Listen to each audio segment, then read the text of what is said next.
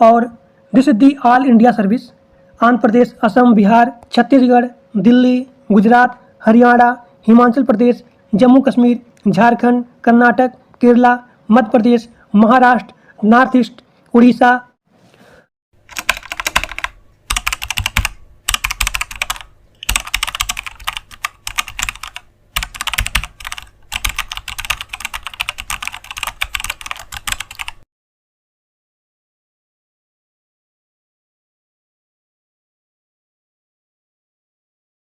दोस्तों, बहुत बड़ी खुशखबरी आ गई है उनके लिए जिन लोगों का सपना होता है सरकारी नौकरी पाना। तो इंडिया पोस्ट जीडीएस की तरफ से यहाँ पे बम्पर भर्ती आया है केवल डॉक्यूमेंट के बेस पे ही, यानी कि यहाँ पे आपका कोई भी एग्जाम नहीं होगा। यहाँ पे केवल आपके डॉक्यूमेंट के बेस पे ही सीधा भर्ती होगा। तो आप सभी लोग ध्यान से वीडियो को पूरा देखिए विदाउट एनी स्किप, क्योंकि इंडिया पोस्ट जीडीएस में कोई भी एग्जाम नहीं होता है और ना ही यहाँ पे कोई भी इंटरव्यू होता है।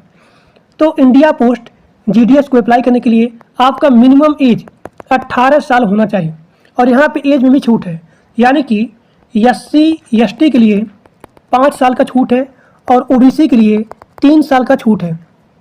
और आप सभी लोग ध्यान से वीडियो को पूरा देखिए, क्योंकि इसका सिलेक्शन प्रोसेस डॉक्यूमेंट के बेस पे ही होगा। आप सभी लोग यहाँ पे देख सकते हैं कि इस संस्था का नाम है इंडिया पोस्ट, यानी कि डाक विभाग। इसी की तरफ से यहाँ पे जीडीएस की भर्ती निकाली गई है। यहाँ पे मल्टीपल पोस्ट हैं, जैसे कि आपको हो गया ग्रामीण डाक सेवक, यानी कि जीडीएस का, बीपीएम का और यहाँ पे एबीपीएम का। तो जीडीएस का मतलब हो गया ग्रामीण डाक सेवक और बीपीएम का मतलब हो गया ब्रांच पोस्ट मास्टर और एबीपीएम का मतलब हो गया assistant branch post master.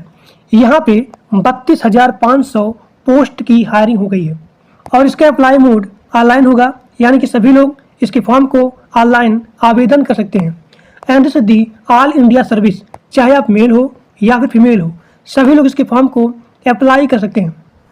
Salary के बारे में बात करें तो इसका मिनिमम सैलरी है 10,000। इसका मिनिमम सैलरी है 10,000, यानी कि 10,000 से लेकर के 29,380 रुपया है।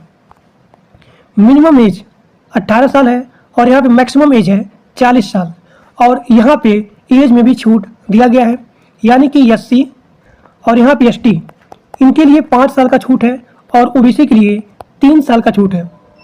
फीस के बारे में बात करें तो जनरल ओबीसी के लिए 100 रुपया है और SC ST PWD यहाँ पे कोई भी पैसा नहीं लिया जाएगा इस जॉब को आवेदन करने के लिए या फिर अप्लाई करने के लिए।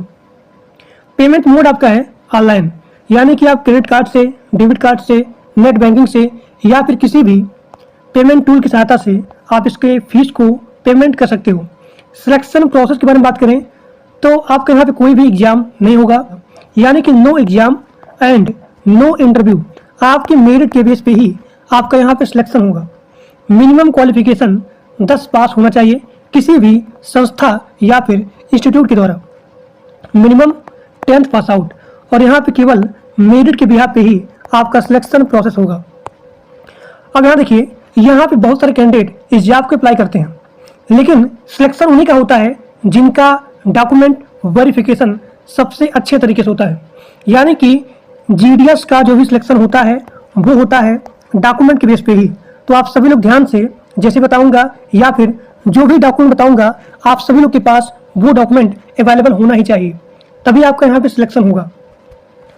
अब यहाँ देखिए, यहाँ पे मांगा गया है 10 का मार्कशीट, यानी कि आपके 10th में चाहे 40% हो या फिर 50% हो या फिर 60% हो या फिर 80% हो या फिर 90% हो, सभी कैंडिडेट यहाँ पे इस जॉब को अप्लाई कर सकते हैं। ठीक, अब यहाँ देखिए, डॉक्यूमेंट वेरिफिकेशन में आपका सबसे पहले मांगा गया है पासपोर्ट साइज का फोटोग्राफ। पासपोर्ट साइज का फोटोग्राफ मिनिमम 4 फोटो और यहाँ पे मैक्सिमम 20 फोटो होना चाहिए, यानी कि अप्लाई से लेकर के ज्वाइनिंग तक सेम फोटो होना चाहिए। उसके बाद यहाँ पे मांगा गया है आपका सिग्नेचर। आपका जो भी सिग्नेचर है वो यहाँ पे मांगा गया है।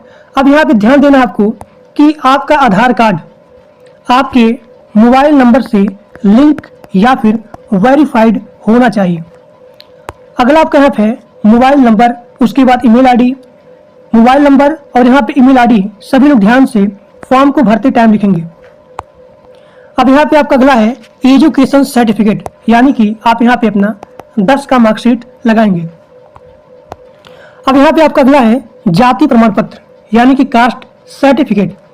तो अगर आप SC हो, ST हो, OBC हो, सभी लोग अपना यहाँ पे जाति प्रमाण पत्र लगाएंगे, तभी आपको एज में छूट मिलेगा।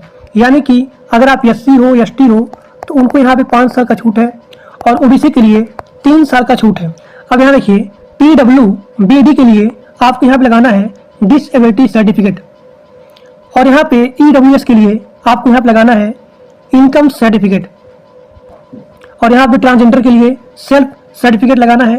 और एज प्रूफ में बहुत लोग का डाउट होता है कि एज प्रूफ में क्या लगाएंगे, तो एज प्रूफ में आप अपना बर्थ सर्टिफिकेट लगा सकते हैं। जिन लोग के पास बर्थ सर्टिफिकेट नहीं है, उसके स्थान पे आप अपना 10 का मार्कशीट लगा सकते हैं। जो लोग कहीं पे काम कर रहे हैं, एम्प्लॉय हैं, वो लोग यहाँ पे NOC लगाएंगे। तो ये आपका हो गया डॉक्यूमेंट वेरिफिकेशन। अगर आप लोग के पास ये डॉक्यूमेंट रहेगा तभी आप इसके फॉर्म को अप्लाई कर सकते हैं। GDS में डॉक्यूमेंट वेरिफिकेशन बहुत हाई होता है और यहाँ पे मेरिट के बिहाफ पे ही आपका सिलेक्शन होता है। इसके फॉर्म को आप कैसे अप्लाई करेंगे, यहाँ पे सारा चीज लिखा गया है।